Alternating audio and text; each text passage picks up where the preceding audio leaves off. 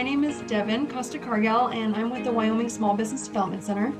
And the Wyoming Small Business Development Center is an SBA and state-funded program. The SBA is a Small Business Administration. We provide technical advising to all kinds of businesses. Specifically, we're addressing childcare tonight because when you get a lot of people in the same room and they're in the same industry, there's just a lot of networking that takes place and some support. And so it's a pretty dynamic and amazing opportunity to meet other individuals that are providing similar types of services across the state. Each one of you is essentially a separate business. And so I want to make sure that you consider yourself a business and that you take advantage of the business resources that are available in the state.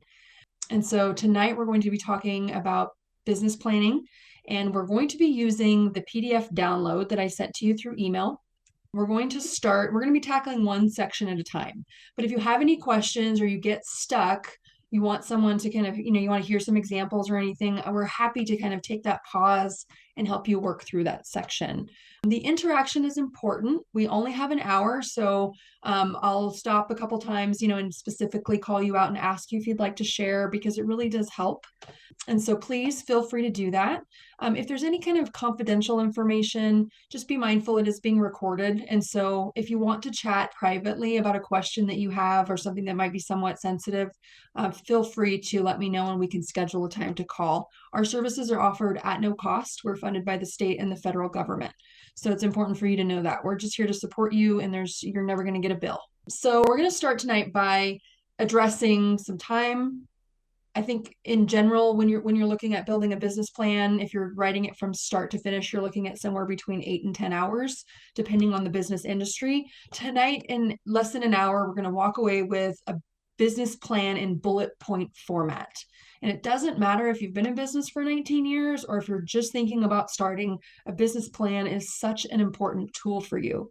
It's really a roadmap. And so I'm going to help you put that together. We're going to define your unique value proposition, because even though you may all be providing a similar service, you're doing it somewhat differently, right? You are a unique person and you have unique skills, and you're offering those to your clients, your little people. Please be thinking about that, right? What's unique about your facility or your home-based business, or what do you think you'll be able to offer that's special? We're going to be talking about that tonight. And then we'll also give you some information about how to analyze the market data from your specific region. We're just going to touch on that briefly because, like I said, we're going to be working pretty strongly for the next 53 minutes. So yeah, let's get started. So the anatomy of a business plan. Has anybody written a business plan before? And that's okay. A lot of times the business plan is up here, right? It's just up here. We have the idea. We know what we're doing. But writing it down is such an awesome process, and it really helps us flesh out some things. Usually it consists of an executive summary, description of what your company is, the products and services that you provide. In this case, you provide service. See, it's a service-based business, but there are sometimes products, if you look at it a little deeper, how your business is organized and managed, marketing and sales plan, the financial analysis piece, which is just a budget in some cases, but sometimes it's a little more detailed than that. Contingency planning, which is anything that could happen. In your cases, it's all the boo-boos, all the upset parents, right? Those are contingency. But also financially, what happens if, like in terms of a shutdown or in terms of illness, how do I manage that? All of that is really important in your business too. And then if you need to do any market data, especially if you're a new business, market data might be helpful so that you understand a little bit about what parents in the state or in your region expect from their childcare providers. You don't want to go into this blind. You need to know what that looks like. And we have free data to help you do that. And you can access it in ways that are unique to your business, and it comes back in a really organized report. And together we can analyze that report and figure out how you can use it.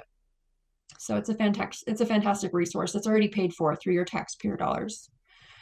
So let's talk a little bit about the business model canvas. I'm going to show you this short video.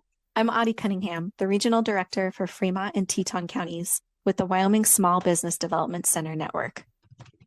In this video, we'll explore how you can use the Business Model Canvas as a tool for preparing your business plan. The Business Model Canvas, or BMC, is a planning tool that allows you to visualize all the most important elements of your business in a single page. It challenges you to think strategically about your business idea.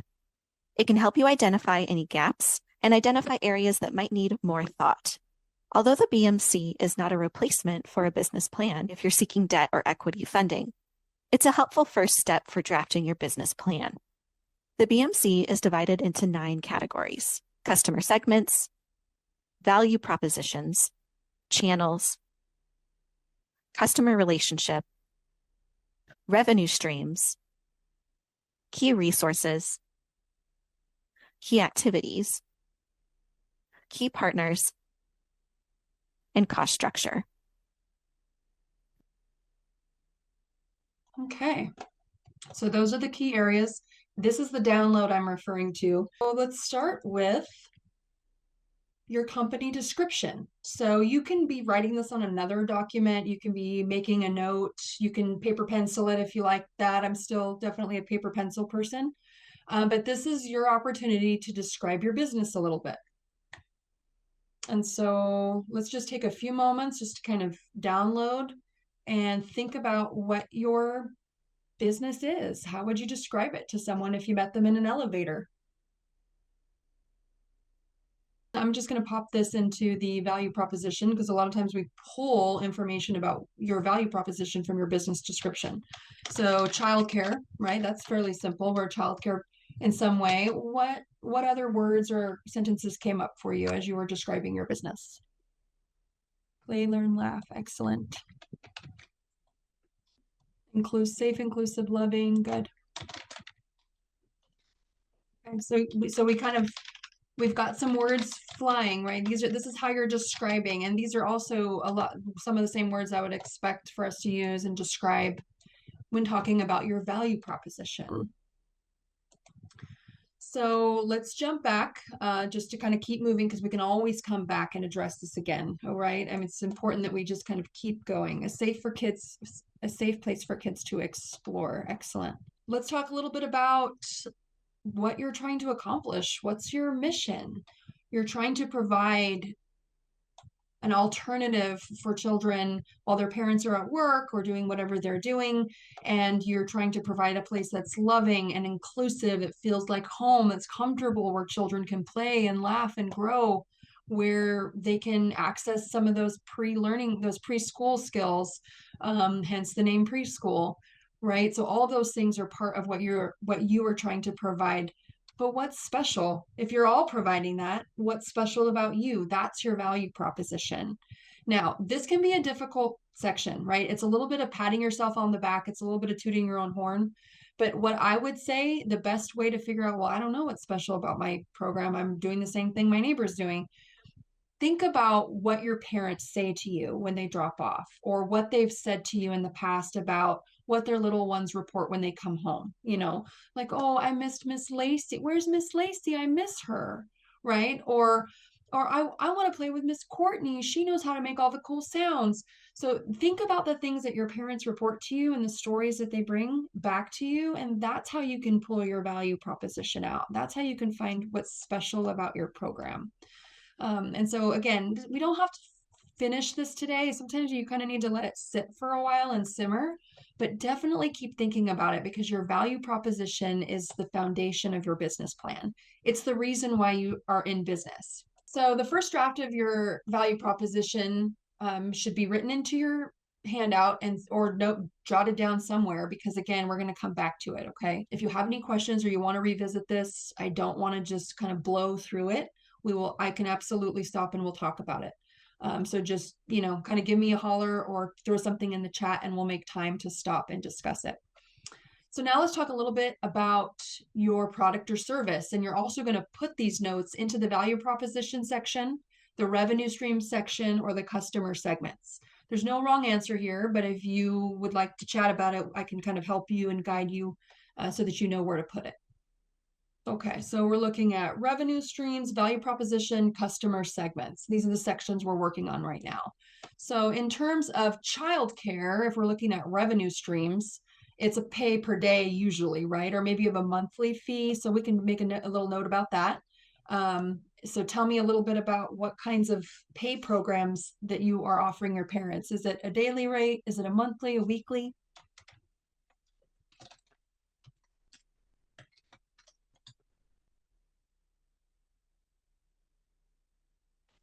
monthly. You probably have different age groups, right? You have rates for by age. That's fairly common. A daily rate. Okay. Flexible, sounds like. That's definitely a value proposition word. Flexible payment options.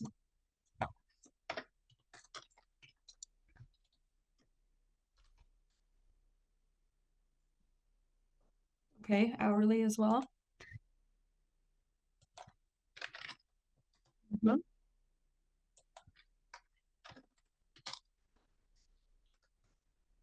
These are things that usually come up in childcare. And what are your hours, right? Because your hours of operation mitigate your, I mean, it's the main mediator of your rate. That's usually how you know, okay, I'm working a 12-hour day. I'm doing getting up, getting prepped, exiting my last kiddo around 6. So I'm working a 12-hour day. Essentially, you can break down that rate so that you understand what your cost to operate your daycare is per hour, but then also your profit margin, right? All of that's kind of based on your hours. So your hours are, day and times, right? You need to kind of know that and write that down. That's part of your operations. So those are some things that might go under revenue stream. And again, no wrong answer. You can always move things around, and there's a little bit of flexibility there. So the other section we were working on was value proposition. So I added a few things there, flexible payment options.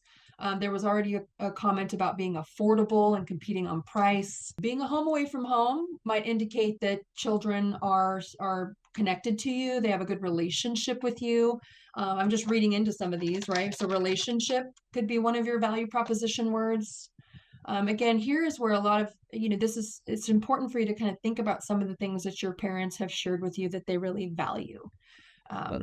You absolutely want to know, you want to put those things in your value proposition because that's what makes you special to your families. And customer relationships, long-term. So there's at least a couple providers in the room that have been in business for a long time. Tell me a little bit about that longevity of that relationship. Did you get some kiddos when they were young and you kept them for years? Do you oftentimes make space for siblings in your program?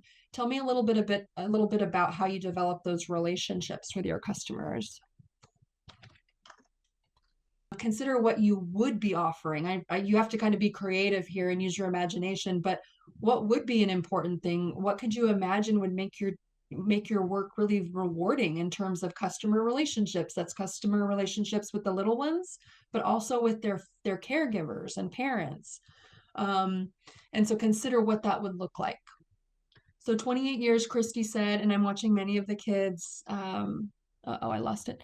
I'm watching many of the kids from the kids I used to watch when they were little. That's longevity. I mean, that's an entire generation, essentially. So my families usually don't leave me unless they move, right? So, I mean, what a really intense relationship they rely on you. You are crucial. You might even have a higher rank than grandma at this point, right? You are special. And so that is really important. So reliability, that's also a value proposition word. They rely on you. Without you, things would just not go well. It would be difficult and challenging. 33 years, Dawn says, and I too have children that she used to watch. So just along this history, it's definitely a legacy of care. So important words that you can add to your business plan to describe the value that you're bringing to the market here. As you're trying to get your ideas down on paper, you then get to see, wow, there's so much value in what I'm doing. And I'm charging a price for it because I'm investing my time and my expertise into these little ones and into my program. So really valuable to see it on paper. And I think it's helpful for you too, as a provider in a somewhat thankless industry, right? There's a lot that you do that doesn't necessarily get documented. And Jennifer says 17 years license experience in infants. Okay. And then you keep through preschool. Perfect. Okay. So infant through preschool can fit in a couple different places. I'm throwing it in revenue stream because essentially, as Lacey said, if your customers are happy with you and they're staying with you, then you have income for that child from maybe 6 weeks, for example, on the basal, all the way up to 3.5-ish, depending on what kind of programs are in your area. And that could be, that could vary by a lot of different things in terms of Head Starts and different kinds of child development programs. But that is 3 years of income when that child walks through the door at 6 weeks that you could potentially count on, which is good stuff. 0 to 5 years. So preschool. Okay, so you're saying the end of preschool. Got it. So that could be 5 years. 5 years of income that you can essentially count on fairly reliably. So good information to have in your financial projections, but also good information to have as a value proposition, right? Really long-term care plan. Parents can come to you and know this is something that I can rely on. An excellent option, and what a great asset that you are to your community. We're going to jump back to the slideshow and just kind of move on back. At any time, just give me a holler if you would like to stop and discuss something. As we've described a little bit about what you are, your management structure. This should be fairly simple if you are an in-home or a small facility. But your management structure is going to describe, are you a sole proprietor? Are you an LLC, S Corp, in some cases nonprofits, right? If you're being operated by an organization, maybe, or a faith-based program. What kind of staffing requirements do you have? And you can dream big here. This is where you can say, I'd love to have a sub, or I'd love to have a part-time person that pops in to help me so I can attend my kids' baseball games. This is where you can actually dream a little bit here and talk about what you would like to see for your program based on current enrollment or even future enrollment. How do you manage all that? How do you lead the people that might be working with you? How do you communicate and lead parents, right? Because that's a relationship that we just talked about that could go on for years, essentially an entire generation. So how do you maintain communication with them? And what does that look like in terms of sharing news, talking to them about behavior, right? Kind of, is it in writing? Is it phone calls? What are the ways in which you would share information? And then organizational chart may not be necessary, but it's in there in terms of, like, if you do have staff, then there is a hierarchy to utilize. If you're not utilizing any student interns, we can talk about that. I'd be happy to chat with you about how you can do that. There's a CTE program at most high schools. Some of them have child development. Fantastic way to get extra hands in the classroom and provide some workforce training for young people. Let's just think about that for a second. You can hop back to your business model canvas and jot down your management structure. Who's running the business? What's happening? Creating a marketing and sales plan. Now, if you're full to the gills, you may not want to do any marketing. You might be just relying on siblings, word of mouth, and that's okay. But that's marketing too. So I don't want you to discount the value of word of mouth, okay, in terms of the marketing section. So creating a marketing and sales plan is talking about who your customers are, and not just the little ones, because the little ones are going to go wherever their parents drop them off, but the parents, because they're the ones you're selling to, right?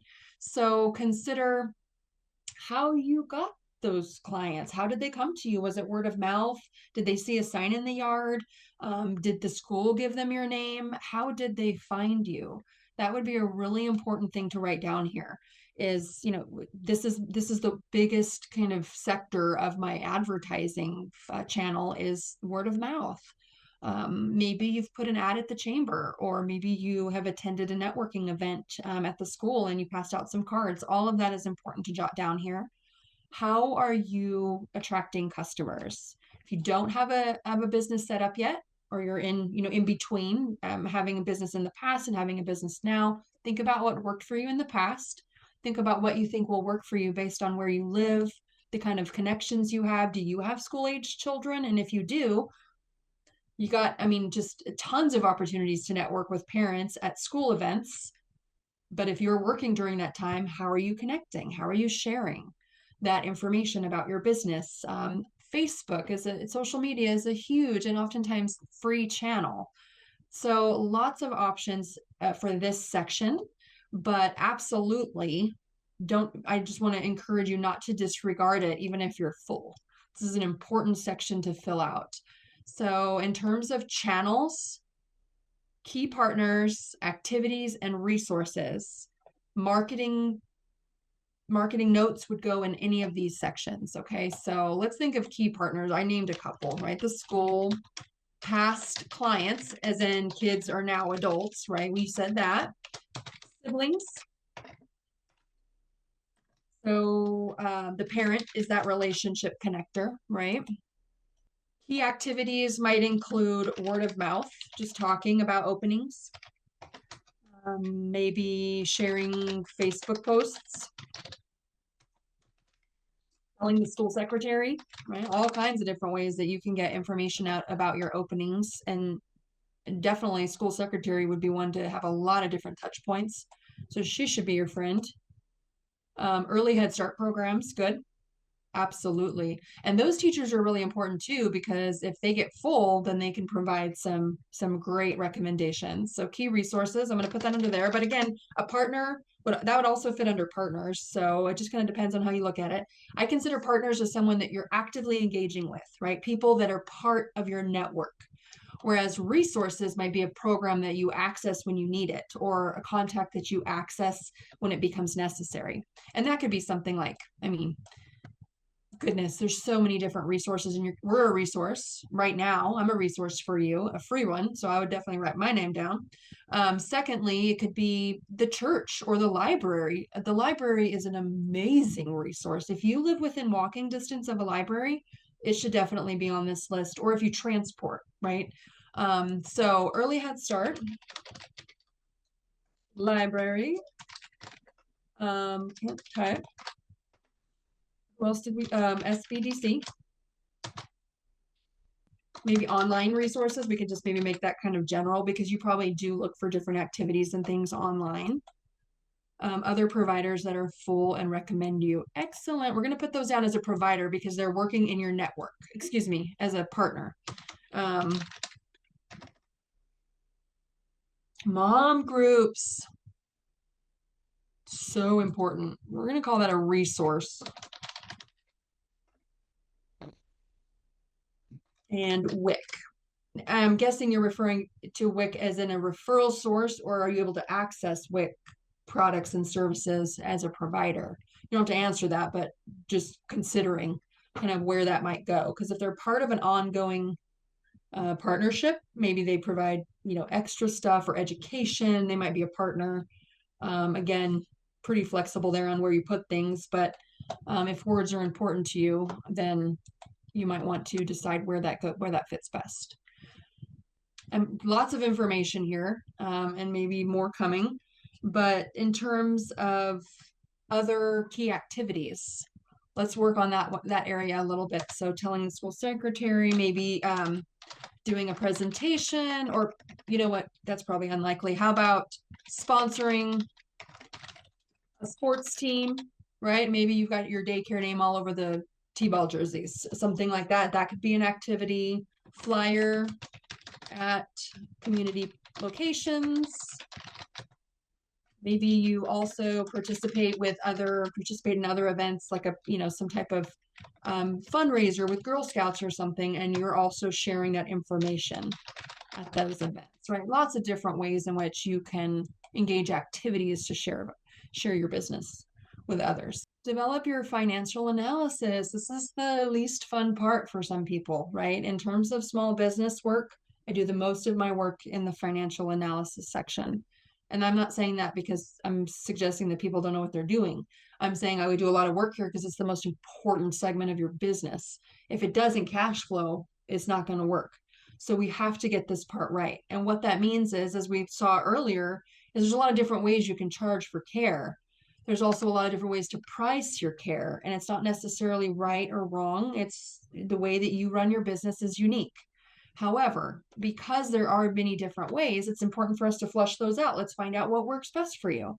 So we did talk a little bit about that already, right? We talked about the way that you structure your revenue streams, key resources, and your cost structure. So I think we should spend a little bit of time on cost structure, because that's the one area that we haven't necessarily really talked about yet. So in terms of cost structure, there's a couple things that you want to be aware of. Number one, what does it cost to run your program? If you're operating at home, oftentimes that payment is going to be there no matter what, if you run your business or if you don't run your business, if you work outside of your home or if you work inside of your home. Your mortgage or your rent payment is going to be there no matter what. But if you have the opportunity to utilize a portion of your home for the business, then you can now isolate the costs to do so, meaning what is my time worth, right? The time that you're putting in for the hours, which we've already established. So you would then decide, okay, I need to make, let's just throw out a number, $20 an hour. I need to make $20 an hour. Otherwise, I cannot pay my own bills. So what that means is that you did a little bit of budget work before that to determine what you need to make from your job. From that, you can then decide, okay, here's some additional. So these are the hours I'm going to be working, or this is the salary I'm going to be requiring based on this hourly wage. And so that's one expense. Another expense would be crayons and paper and consumables, right? For the little ones, activities. Maybe you already have several manipulatives and toys, but you need a few more because you want to make sure you have the full range of age development. Perhaps you need to put in a door. That's going to cost $2,500. Maybe you need to purchase a car seat so that you have a car seat when you're doing transport, right? So there's all kinds of different expenses. All of those need to be written down. Now, that is oftentimes not easy just to come up with off the top of your head. So what we do when somebody comes to me and they say, I want to start a business, doesn't matter what kind of business it is, I use a template, a financial projection template, and it has 28 or so different categories for expenses. And as we walk through those, and does accounting apply to you? Does postage apply to you? What about leasehold improvements? As we go through all those categories, we start thinking about, oh, what about curriculum? That's not on there because that's not a cookie cutter item. Oh, what about substitute wages? Because I am going to need to, go to my daughter's still in school, so I'm going to need to go to her stuff sometimes, but I want to make sure I don't have to close. So let's, budget 20 hours a month for sub care. What about things like replacing broken items, right? Maybe putting in a little bit of a budget for that, just maybe $100 a month that I'm going to budget for new toys, new products, consumables, whatever you might need to replace. I'm going to want baby wipes is a commodity. I'm going to need that on, so it's $18 a box at Costco. I'm going to be buying 2 boxes a month. That's $36 on that line item. And we literally build your budget one line at a time, so that you have a really clear idea of what you might be spending. And I say might because they're made up numbers if you don't have any history to work from, but we literally build it out like that. And that gives us an idea of what your expenses will be. And then we can build the revenue section of your budget and determine, okay, if I'm spending $1,800 a month, I need to make at least $1,800 a month. And so what does that look like? How do we break that down? How many children can I get licensed for? How old are they? What are my ratios? And I will help you break all of those things down to build a budget. I can't do that right now, right? We don't have enough time and we have too many different situations here. But just take a second to download that and consider, how did you come up with that? How did you build your pricing scheme? We haven't talked about this yet, but are you using a subsidy for payment, right? The state subsidy program. Are you requiring parents to provide lunch, or are you providing lunch or snacks? All that's going to come into your financial analysis section. Some things to think about. This section is the most important, I would say, of course, but it's also going to take the most time. So if you're new to this business, or you're in and you realize, oh, I want to make some adjustments, I just want to make this flow a little bit better for me, or I want to understand my budget a little bit more, it's a fantastic opportunity, especially now with tax season, to, as you submit those documents to your tax professional, or if you do your own taxes, that you have everything right there. Let's take a look at it. Everything we do is confidential. So I won't be calling up my mom and being like, hey mom, guess what I did today? There is no sharing of information. If I see you on the street, Lacey, I'm just gonna act like I don't know you. So Melissa, I'm sorry, I'm not waving. I cannot act like I know you. I have to pretend like until you reach out to me, right? It's kind of severe, but it's because I need to protect your privacy as my client.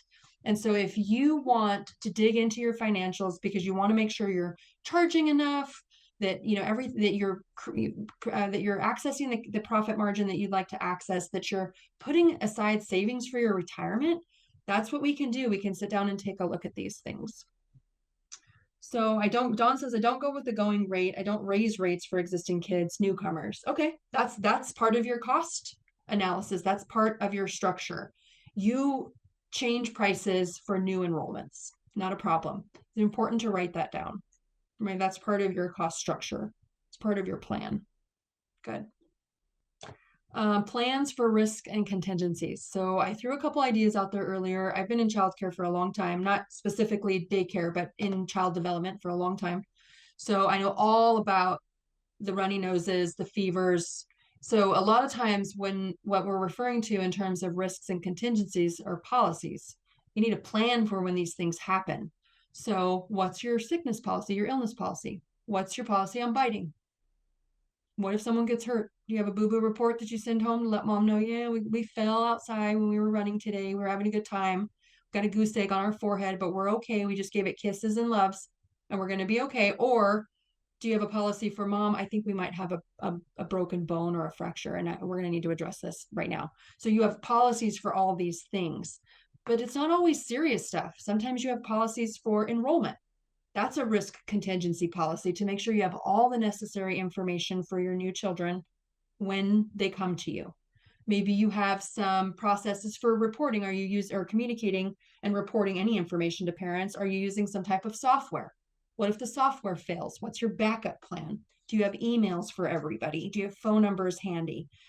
Is your emergency contact list and information updated? So many different aspects here in terms of risks and contingencies. So I want to make sure that you have an opportunity to kind of think about what that looks like. Challenges, what can affect your profitability? If you got wiped out, if everyone left tomorrow, could you just start over? What would that look like, right? Just kind of getting a plan in place. So I'm just going to take revenue streams and copy it over here to cost structure because a lot of that information is the same. But we also mentioned setting rates. What about payment schedule? That's a cost structure item.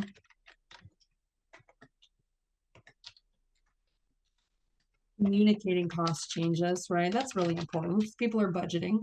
Part-time, full-time, and capacity. That's going to have a lot to do. Just because you're licensed for 8 children doesn't mean that you're going to want to care for 8 children at a time.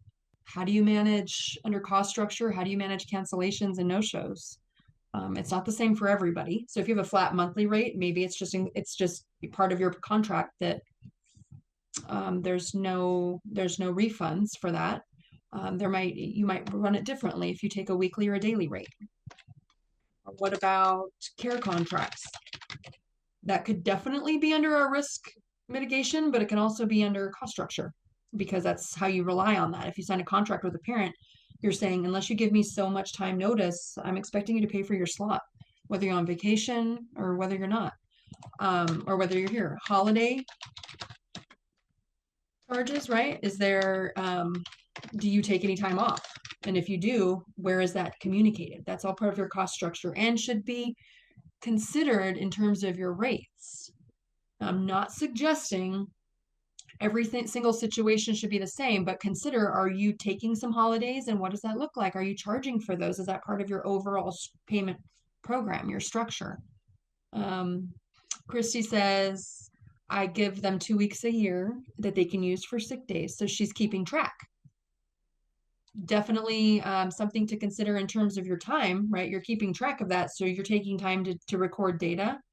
Maybe if there's any software or attendance records that you're keeping, that could probably be helpful there.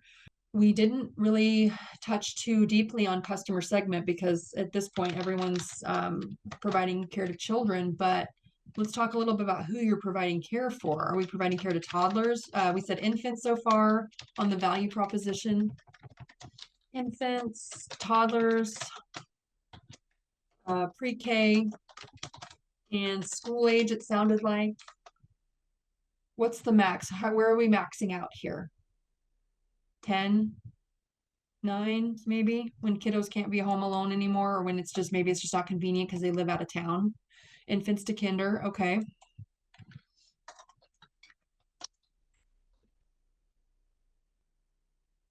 Perfect. Yeah. Anything else that you can think of in terms of customer segment?